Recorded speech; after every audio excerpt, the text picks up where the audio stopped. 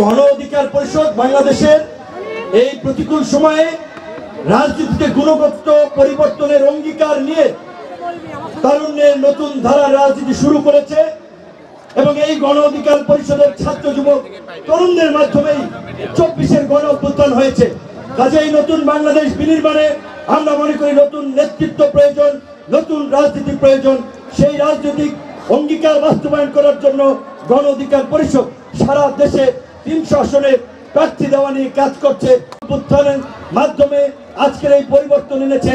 আগামীতে যদি জাতীয় প্রয়োজনে কোন রাজনৈতিক দলের সাথে জোট করতে হয় দেশের বৃহত্তর স্বার্থে, বাংলাদেশের ভবিষ্যতের জন্য, আমরা সেটি বিবেচনা করব।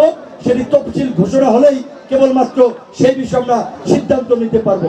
পুলিশ বাহিনীর কাছ থেকে আমরা আশা করি না। আমরা এদেশের শিক্ষক সমাজকে বলতে চাই, আমরা আপনাদের পাশে আছি। আপনাদের যৌক্তিক যে কোনো দাবি দেওয়া আদায় করার জন্য প্রয়োজনে আমরা আপনাদের সাথে রাজপথে নামবো। পরিশেষে এই গাইবান্ধার সাদুল্যপুর এবং পলাশবাড়ির জনগণের প্রতি আমি একটি আকুল আবেদন জানিয়ে আমরা বলতে চাই, যেটি আমাদের একজন পূর্বের বক্তা বলেছিল, আমরা যদি আগামী নির্বাচনে কারোর সাথে জোট করি, এই গাইবান্ধা 3-এ চাক মার্কার প্রতীক সুরুজ্জামান ভাই আছেন, তিনি থাকবেন। আপনাদেরকে সাক্ষী রেখে এই ট্রাক মার্কা তার হাতে তুলে দিচ্ছি। আপনাদের যেই তরুণ সন্তানেরা, যেই ছাত্র যুবকরা বাংলাদেশের বুকে ওই জগদ্দল পাথরের মতো চেপে বসা ফ্যাসিস্ট সরকারের বিরুদ্ধে আন্দোলন সংগ্রাম করেছিল, আন্দোলন সংগ্রাম করতে গিয়ে জীবন দিয়েছে, রক্ত দিয়েছে, সেই সন্তানদেরকে আপনারা আগামী সংসদে নির্বাচনে ভোটের মাধ্যমে মূল্যায়ন করুন। তারাই পারবে একমাত্র আপনাদের স্বপ্নের নতুন বাংলাদেশ বিনির্মাণ করার জন্য। বন্ধ চালু সুগার মিল বন্ধ ছিল।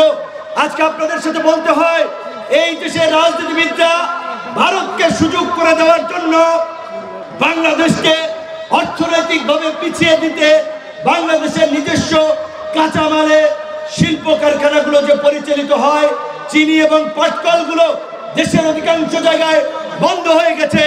এই রংপুর সহ দিনাজপুর সহ সমস্ত বাংলাদেশের বন্ধ এই চিনি কলগুলো চালু করতে হবে, পাটকলগুলো চালু করতে হবে। কেন আমরা অন্যের উপরে চিনির জন্য আমরা ডিপেন্ডেবল হব? শুধুমাত্র রাজনৈতিক নেতৃবৃন্দের দূরদর্শিতা না থাকার ফলেই তারা এটা করেছে। সর্বশেষ আরো দু একটি কথা বলতে চাই, সময় সংক্ষিপ্ত। তারপরেও আজকে আপনারা আমার সন্তানদেরকে যারা বিশ্ববিদ্যালয়ে পাঠায়, স্কুলে পড়াশোনা করায়, আমরা আজকের এই প্রোগ্রামটি করছি একটি স্কুল মাঠে।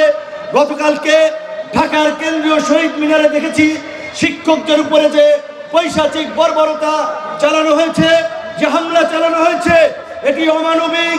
আমরা এর তীব্র নিন্দা এবং প্রতিবাদ জানাই এবং আমরা একাধিকবার বলেছি, আজকে একটা দেশকে এগিয়ে নিতে হলে সেই দেশের শিক্ষাকে গুরুত্ব দিয়ে এগিয়ে যেতে হয়, স্বাস্থ্য ব্যবস্থাকে গুরুত্ব দিয়ে এগিয়ে যেতে হয়। অথচ আমাদের দেশে এই স্বাস্থ্য এবং শিক্ষাই সবচেয়ে বেশি অবহেলিত।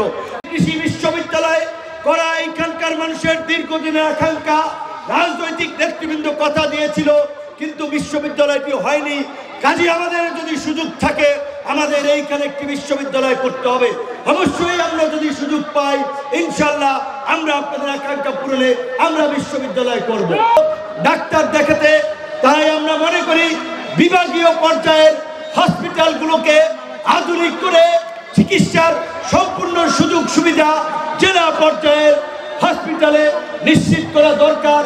যেহেতু আগামী ফেব্রুয়ারিতে ত্রয়োদশ সংসদ নির্বাচন হওয়ার সম্ভাবনা রয়েছে, তাই এই মুহূর্তে জাতীয় সংসদ নির্বাচন ফেব্রুয়ারিতে হলে আমরা যতদূর জানতে পেরেছি ডিসেম্বরে তফসিলের আগে গণভোট করার বাস্তবতা নাই। তাই আমরা মনে করি জাতীয় নির্বাচনের সাথে একই দিনে গণভোট হতে পারে, তবে অবশ্যই গণভোটের মাধ্যমেই এই জুলাই সনদকে গণভিত্তি এবং আইনি ভিত্তি দিতে হবে।